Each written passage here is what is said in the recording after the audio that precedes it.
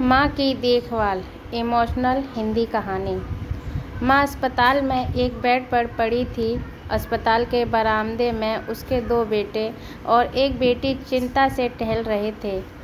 भाई बहन की अपनी माँ के लिए सेहत की चिंता तो थी, लेकिन उससे भी ज़्यादा चिंता इस बात की थी कि अब माँ को अपने साथ कौन रखेगा।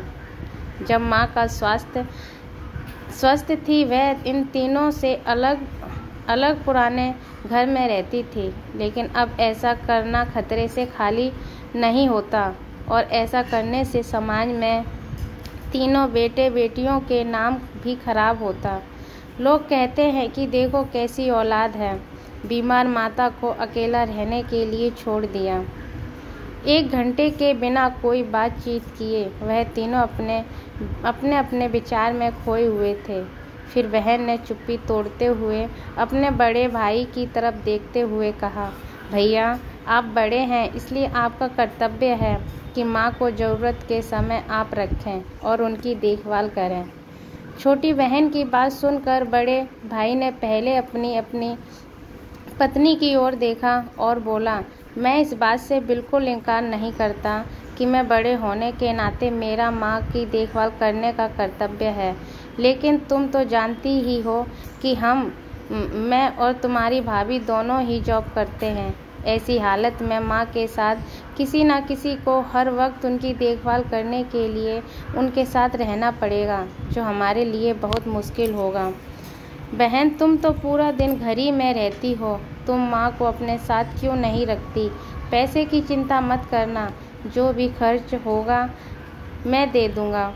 सुनील भैया आप तो जानते ही हैं कि मैं माँ से कितना प्यार करती हूँ, लेकिन आप यह भी जानते हैं कि मेरे ससुराल वाले कैसे हैं।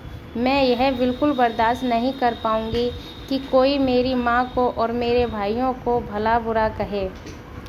इसलिए अच्छा यही होगा कि माँ को अनिल भाई के यहाँ रखा जाए। बड़े भाई सुनील ने भी एक छोटे भाई अनिल के यहाँ माँ को रखने के लिए सहमति जताई। आप यह कैसी बातें कर रहे हो? क्या आपने नहीं देखा कि माँ कभी भी मेरे घर 2 दिन से ज़्यादा नहीं रही है? उनका मेरे यहाँ मन नहीं लगता, फिर कैसे वह इतने दिन मेरे घर रह पाएंगी? छोटे भाई ने अपनी असहमति जताते हुए कहा। इनसे पहले ही इस चर्चा का कोई नतीजा निकल पाता कि एक नर्स वहां दौड़ते हुए आई और कहने लगी, क्या आप ही नंबर वार्ड 4 के भर्ती मरीज के रिश्तेदार हैं? आपको डॉक्टर साहब अंदर बुला रहे हैं। सभी घबरा गए और दौड़ते हुए डॉक्टर के पास पहुंचे।